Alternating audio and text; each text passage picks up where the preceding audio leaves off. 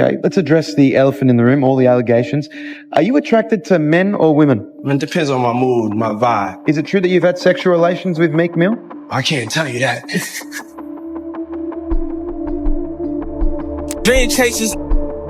I hope they forgive me for what I did with Diddy. Real street forever. The king of Philly. Carl White Saul. It's a lot. It's good, bro. Hey, what's up, King Son?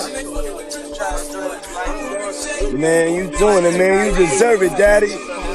You putting in that work. Proud of you. I love you.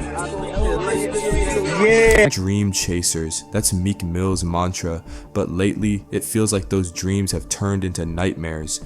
For the first time, Meek is breaking his silence on the storm swirling around him, a storm tied to none other than Sean Diddy Combs. In a shocking twist, Meek's name has surfaced in lawsuits linked to Diddy's empire, and while he isn't named as a primary defendant, the accusations have dragged him straight into the center of one of the most explosive scandals the music industry has ever seen, and it doesn't stop there. From whispers of betrayal to a near-fatal car crash that Meek hints may not have been accidental, the Philadelphia rapper is finally opening up about scars that go deeper than music, scars tied to one of hip-hop's most powerful and controversial figures. And in that lawsuit, he alleged a lot of things, one of which is that he was slipped one of the famous drinks that Diddy does, and then he woke up feeling like something had happened to him during the night. I can't say the word on YouTube, but people know what I'm talking about. So how did we get here?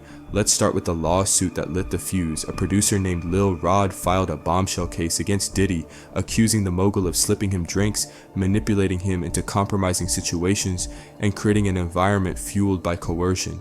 But buried inside the paperwork was a claim that stunned fans. Lil Rod alleged that Diddy carried on secret sexual relationships with men, and Meek Mill's name was specifically mentioned. Meek Mill and Diddy had a relationship, a sexual relationship. I wanted to see if you had read any of this, or if you had any reaction to people actually coming out now and saying that Diddy does stuff with men that's not just the Cassies and the escorts and whatnot.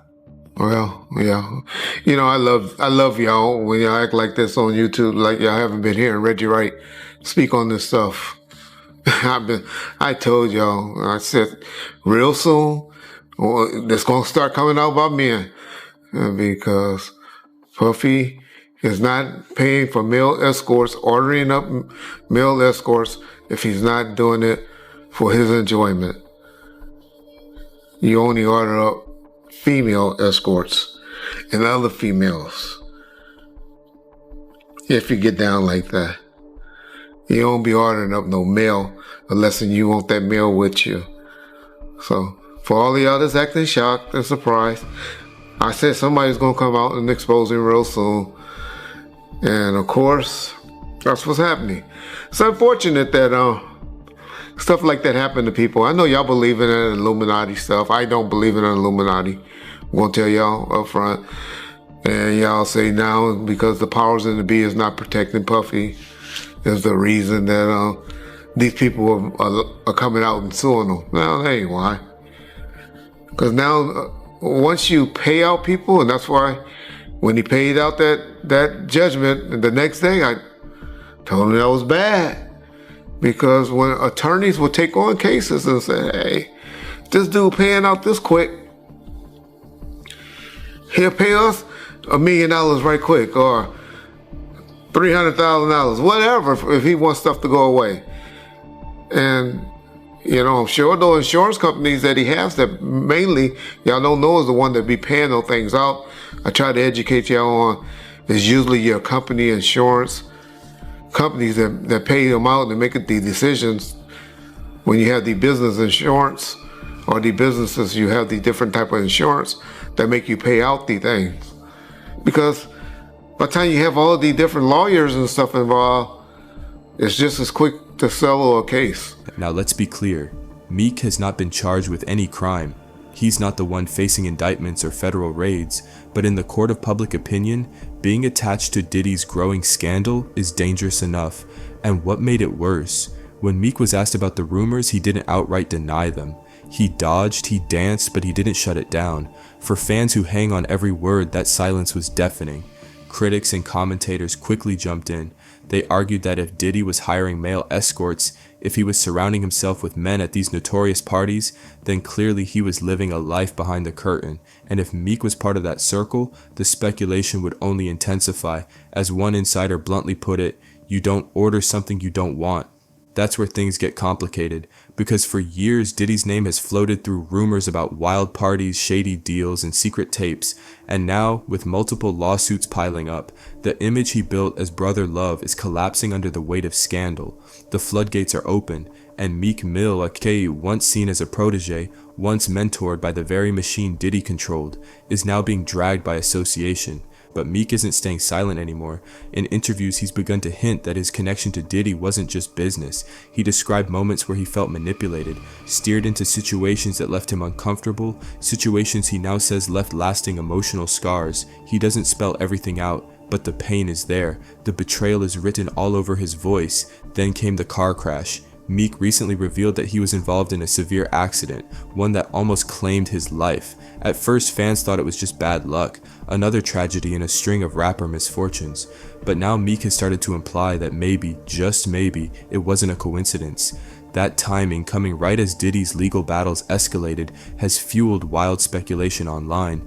Some are even suggesting it was a warning. Add to that the swirling rumors of surveillance. According to Lil Rod's lawsuit, Diddy had his homes wired, cameras in every room, microphones tucked away, recording everything. The idea that there might be tapes of celebrities, politicians, even preachers caught up in the madness has sent shockwaves through the industry. And if Meek was in those rooms, the fear of what could be on film is enough to explain his careful, cagey answers. That your man, I heard you on TMZ said that he never did this and he never did that, but ain't this you? If those pictures or those films or anything like that exists, you know what I'm saying? That's what they pay those agents to do. So, of course, I don't believe that none of the people who are his celebrity friends is going to speak or say nothing until they're either contacted or they know what they really got.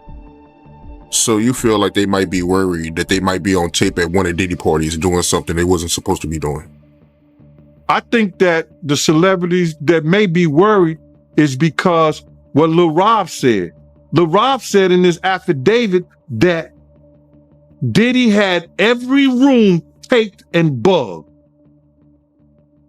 Diddy had, bro, can you imagine he had every room taped and bugged, and they found little bugs and little tape recorders. I mean, little those micro projectors or whatever like that, or video cameras. They found them in the house, bro. So by them having those things in the house, and people know there's drugs, there's alcohol, there's loose women, there's loose men, woman on woman, man on man, all kind of crazy shit. Bruh, they just wondering who or when they're gonna let this stuff be known. If it's on videotape. Yeah, man, I know they gotta be shook, man, after finding out he was recording everything. But not only celebrities, I don't think it's only celebrities gonna be shook. He had politicians in there. He had princes in there. He also had a couple of preachers in there. Meanwhile, Diddy's circle has grown silent. Big names who once partied with him, collaborated with him, shouted him out on records, they're nowhere to be found. LeBron James went as far as to issue a cease and desist to keep his name from being tied to Diddy in AI videos. Others are ghosting him entirely, terrified that any public defense could drag them down too. Meek, however, has decided not to disappear. Instead, he's pushing back. He's calling the allegations attempts to smear his name, attempts to destroy his legacy. He's painting himself as a target, not a participant. And he insists that powerful forces are working behind the scenes to bury him. But here's the problem, the lawsuits keep piling up. At last count, at least 7 civil suits have named Diddy, and in 2 of them, Meek's name surfaces in connection to misconduct. He hasn't been sued directly, but the pattern is clear. The closer you were to Diddy, the more likely you are to get burned. And let's not forget the spiritual weight hanging over all this. Critics of Diddy point out that karma has a way of catching up.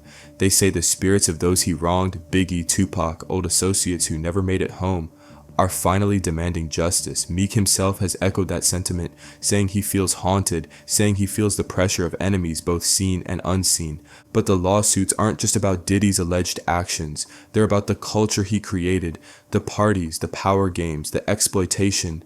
And Meek, once a kid from Philly chasing dreams, found himself right in the middle of it. What he thought was mentorship, he now says was manipulation. What he thought was opportunity, he now calls a trap.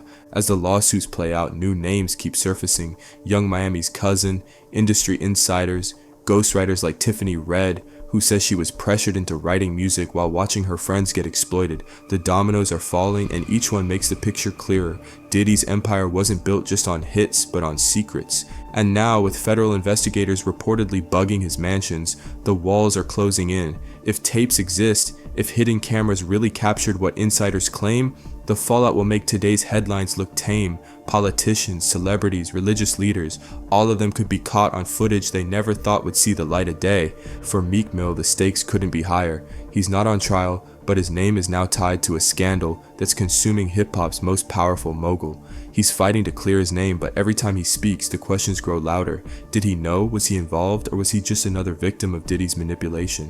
One thing is certain, Meek isn't hiding anymore. He's choosing to fight back, to speak up, to defend his truth, but in doing so he's dragging himself deeper into the storm, a storm of lawsuits, conspiracy theories, and possible federal charges that could reshape the music industry forever.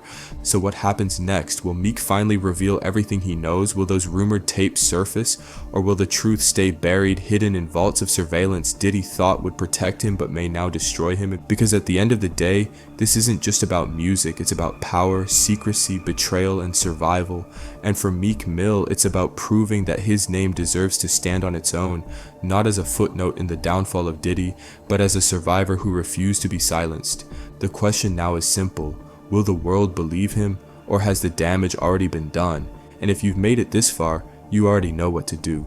Hit that subscribe button because the Diddy saga is far from over, and every week brings a new twist that's wilder than the last.